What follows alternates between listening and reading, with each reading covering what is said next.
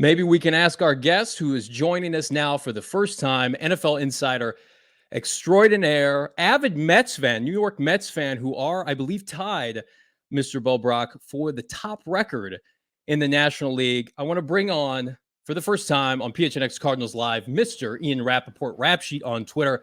Ian, thanks so much for hopping on, chatting with us this afternoon. No problem. What's happening, guys? How are you? By the way, this is how much I care about you guys. I'm missing Max Scherzer's start to talk to you guys. My God, Max doesn't even let him throw out the ceremonial first pitch, and you're missing a mad dog everybody. I know. I love that. You know what? That's fine by me. Fine by me. Well, we might make sure you won't miss too much of the game. We won't keep you too long, but we do have some tasty nugget questions here for you pertaining to our precious Cardinals here. And, of course, top of everybody's mind, OTAs are starting next week. Kyler Murray's contract situation feels like everything's kind of cooled off. I mean, he's courtside with Hollywood Brown at Suns games. He's loving the organization again. Do we have a timeline for this? Like, does it need to happen before training camp? And do you expect him at OTAs next week? I mean, I would say you'd like to have him before training camp. And, I don't know if Kyler Murray is going to practice. If it doesn't get done, that's just, some have practiced, some haven't. Some have kind of taken care of themselves, done a little bit. Everyone, some have done the hold in where you kind of like stay off to the side, or you say, oh, my hamstring, my back, my migraines, whatever. It feels to me like Kyler Murray and the Cardinals are on the same page here. Not saying they have like a deal done or whatever, but like I think everybody was, pretty much happy to go forward with a much quieter atmosphere, not as many, 8-point writing manifestos from agent Eric Burkhart, mostly just quiet and just get to work. Now, negotiations are hard. They take time. And a lot of time, these like big time mega extensions for quarterbacks, can take months and happen into the summer. I mean, I'll never forget Derek Carr's, Andrew Luck's happening July 4th. Derek Carr's happened, and I believe the first one was June. The last one was recently, but into the spring, into the summer, they always take forever. So I'm not sure it's anything that's exactly imminent. Do you see that playing into the reasoning on why Eric Burkhart kind of got after it early this offseason and tried to get this deal done in an unprecedented time? Yeah. Yeah, and I think, that was when – I understand it from Kyler Murray's standpoint, the agent works for the player, and I assume that Kyler Murray wanted it done. There are reasons why these things happen when they do. A lot of times teams kind of get through the draft, see where their budgets are, and then move forward. Players want it sooner rather than later. I'm sure Kyler Murray wanted it done, made a big push. Didn't happen, but whatever that flurry was, whatever that little news cycle was, it got everyone else on the same page as far as like, all right, let's get together, let's do this, and we'll try to come up with an answer as soon as possible because he's going to be the team's quarterback moving forward. Do you think it caught Michael Bidwell and Steve Keim by surprise that they wanted an extension this offseason? Like, do you think there's a possibility Bidwell and Keim thought they could go through this offseason business as usual and not do an extension, or was always kind of planned at some point?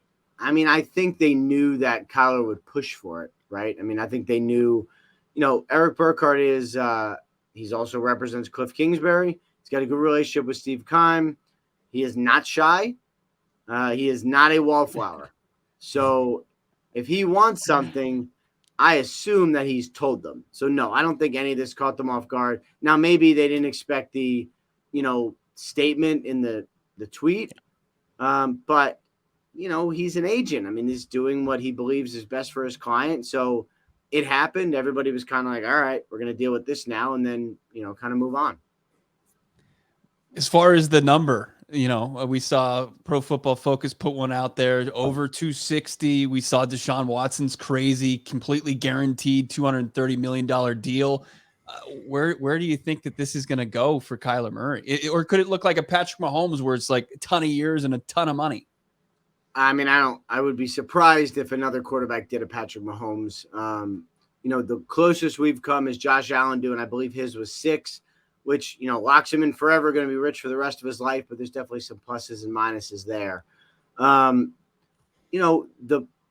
For better or worse, the quarterback market is pretty well defined, right? You have Dak Prescott at 40, And then you have a couple guys going up. You have, Mahomes,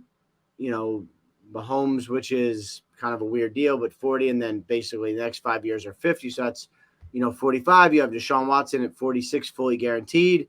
You have Aaron Rodgers on an extension at 50 a year over 3 years. So somewhere in there, he is not led the team to a playoff win, but he's a promising young quarterback who's going to be your franchise guy, somewhere in, low 40s to, upper mid 40s would be my guess, but that's a big range, and that gives them a lot to talk about. Ian, I think there was a lot of shock and surprise amongst the Cardinal fan base when Steve Keim and Cliff Kingsbury got their extensions during the NFL Combine. Now they're locked in next 5 or 6 years. We haven't heard much in the realm of Vance Joseph, their defensive coordinator, who did interview for the Miami Dolphins head coaching job. Do you know, Ian, did he get extended, or are they kind of year to year with Vance at this point? I don't know for sure. I know assistants often get rolled over and get extensions unless for some reason they don't want to, but I believe Vance likes it and wants to stay. Has done a nice job. I don't know for sure if he got an extension, but my assumption is that it happened. Gotcha. Make sure you're following Ian Rapoport on Twitter at RapSheet. And, our guy Saul Bookman in the chat, he's asking if the Cardinals have done enough to supplement their talent that they lost this season. But more along, James Bradbury, you broke the news. He signs with the Eagles, somebody that we thought would be a good fit for the Cardinals. Who do you see maybe they could now target going forward? Maybe one of those Steve Keim specials between training camp and now. Well, one of the problems, for lack of a better word, with having a quarterback who's going to make more than $40 million is that you got to save money for that guy. So, I felt like Cardinals fans were a little surprised at how this offseason went. I sort of was not. I didn't expect it to be like last season. Last season was a lot of spending, a lot of splash. This was not like that. You got to save some money. And also, you sort of don't want to have to spend. You got Hollywood Brown. Okay, let's say he's your first-round draft pick, basically. Other than that, you kind of hope the young guys on your team play well. You don't want to be in a situation where you have to go out and get random guys from other teams, pay them too much money, and then have them come play for you. At some point, developing your own guys is what you want to do, and I feel like that's more the Cardinals' focus than anything. Yeah, I'm gonna go a little bit outside the box because this is kind of the pulse of the fan base at this point, or for the better part of the last half decade. We've seen other teams and organizations do rebrands, new uniforms, right? Buffalo's done them, a lot of nice concepts. Cardinal fans are a little bit worn out with the current color scheme and uniform that the team has. I'll just ask you yes or no. Have you heard anything about maybe a transition to new uniforms? They got 4 primetime games this year. What better time now, if you're going to lock up your coach, GM, and quarterback, than to start fresh with uniforms that, let's be honest, a little outdated. 2003 was the last time they updated them. Yeah, that seems like a long time. I haven't heard anything on the uniform beat. I generally I will enjoy a good uniform launch. Yes. I don't like when the images get leaked ahead of time. I like the surprise. Yeah. But no, I haven't heard anything. I think Cardinals uniforms are fine. Maybe, but and now it's also it's kind of late in the game. Usually these things happen in April or May. So I haven't heard anything, but if you whip up the people into a little bit of a frenzy, sometimes the people can really make some changes. Yeah. We're putting pressure on Michael Bidwell and company. Do it. Last question for Ian Rapoport, and we'll get him to Max Scherzer cutting up the St. Louis Cardinals here soon for his Mets. But Snoop Dogg in town here in Phoenix. I know you're a hip-hop guy. You love Biggie, but let's go West Coast. What's your favorite Snoop Dogg track? I've seen Snoop Dogg. I've seen Snoop Dogg in concert 3 times. Nice. One time in Starkville, Mississippi. It was this place called Rick's, which is a little bar that he was playing kind of between stops. And he kept us waiting for an hour and 45 minutes. And because it's Mississippi, they stopped serving beer at some point.